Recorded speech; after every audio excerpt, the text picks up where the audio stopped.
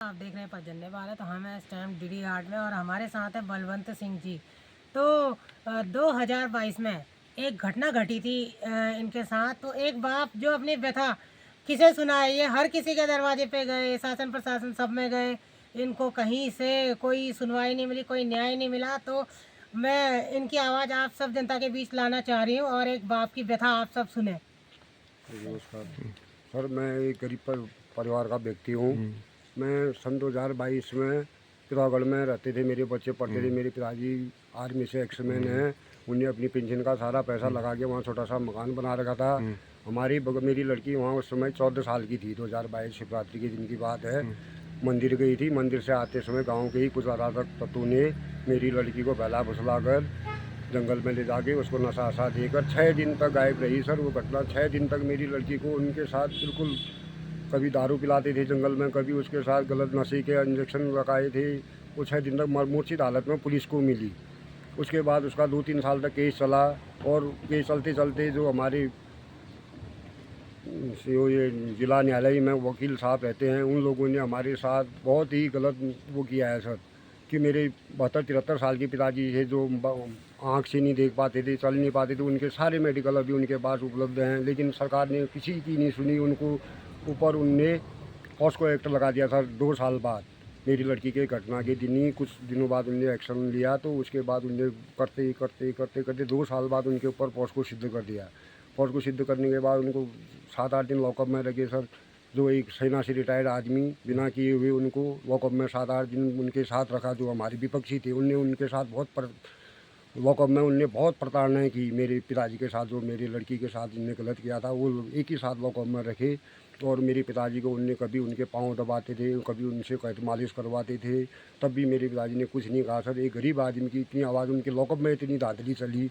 तो मैं सरकार से ये कहना चाहता हूँ कि मेरी कहीं से सुनवाई नहीं हो रही साहब। मैं जबकि मुख्यमंत्री के गांव का रहने वाला आदमी हूं। मैं मुख्यमंत्री साहब तक भी 2-3-4 बार गया साहब।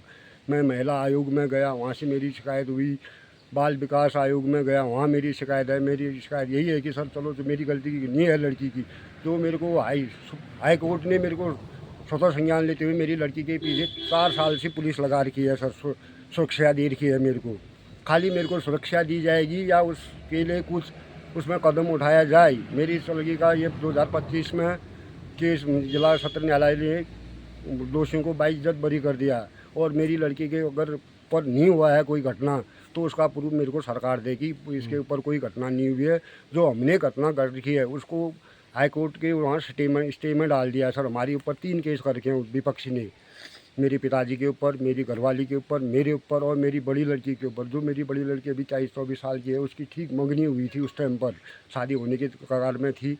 लेकिन हमारे घर में ऐसी कहानी होने से तब से उसका रिश्ता नहीं आ पाया है सर। वो बड़ी डिप्रेशन में गई है। अभी कॉलेज कर रही है वो। साथ में गरीब परिवार से हूँ सर। मैं लेबरी करके अपना जीवन यापन करता था। लेकिन सर मेरी सरकार से कोई शिकायत नहीं हो रही है। अब मैं इस मामले में क्या करूं? या मुझे आत्महत्या करने की दे दे सरकार, मेरे को वो दे दे, मेरे परिवार को मौत की सज़ा दे दे, हम तैयार हैं सर। लेकिन मेरी लड़की के साथ जो अन्याय है उसको आगे में न रोका जाए, उसका पूरा पर्दाफाश होना चाहिए। मैं पूरी, मेरे पास शुरू से जो हमारे पत्रकार भाई ने जो भी लिखा था पेपर में, वो पूरी है मेरे पास, उनके पूरा है। लेकिन मेरे को अभी तक कोई न्याय नहीं मिला। मेरे को न्याय की उम्मीद है अभी सरकार से। बीजेपी की सरकार है जहाँ अभी, तो मेरे को इनसे फुल उम्मीद थी सर। मैं आप धीरे धीरे नर्वस हो गया हूँ। मैं क्या करूँ सर? ये मेरे को आगे सरकार तक पहुँचाने की बहुत बहुत कृपा कर दीजिएगा, यही मैं कहना चाहता हूँ। नहीं तो मैं आत्मदाह करने के उसमें हूँ सर। मेरे से 3 बच्चे हैं मेरे अभी।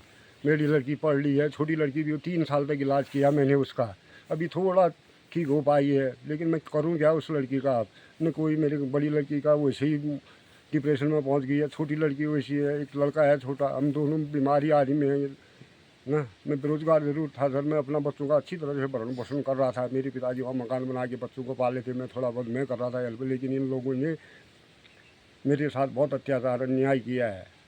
तो मैं कब तक सहूँगा इसको? मेरे को इसकी सहने की आप ज़्यादा सामर्थ्य नहीं है सर। या तो मेरे को ही सज़ा मिले, ठीक है, मैं गलत हूँ, मेरे को सज़ा मिले, नहीं हूँ तो उनको बाइज्जती से बरी कर, मेरे को भी इन केसों के झंझट से बरी करे। बाकी मेरी कोई वो नहीं है सरकार से। मैं सरकार से ये चाहता हूँ कि मेरे तुरंत हाईकोर्ट अपील हो। मैंने सरकार के पास DM साहब के यहाँ गया, एसपी साहब के यहाँ गया, सीएम साहब के यहाँ गया मैं, सबने बोले उनको आश्वासन दिया कि होगी होगी अपील। अगले इसी साल को ये नवंबर दिसंबर में ही लड़की का ये हो गया, 1 साल हो गया, अभी तक अपील नहीं हुई। मैं 4 चक्कर सीएम ऑफिस चले गया, 4 चक्कर डीएम ऑफिस चले गया, 4 चक्कर एसपी ऑफिस चले गया, महिला आयोग गया, बाल विकास गया, सब मेरे पास जो धनराशि थी मैंने सारी इन केसों में लगा दी। मैं बच्चों को क्या खिलाऊँ, कैसे आगे को उनका भविष्य बनाऊँ, मेरे से अब सामर्थ्य नहीं है साहब मेरे पास। यही है सर मेरी कोई अपील हो पाए इसमें, अगर हाईकोर्ट हमारी सुन ले। हाईकोर्ट ने अभी भी सुरक्षा दे रखी है सर मेरे को, तब से बच्ची के पीछे हाईकोर्ट ने सुरक्षा दे रखी है, उसमें कुछ और अगर कर पाए हाईकोर्ट, मेरी तो पहुंचने की औकात नहीं, हमारी तो पहले ही बंद कर दे रहे हैं रास्ते में ही फाइल। लेकिन अगर हाईकोर्ट सुन ले इस बात को, मेरी देख ले कहीं से, तो इसमें ज़रूर संज्ञान लें साहब, यही मेरा वचन है।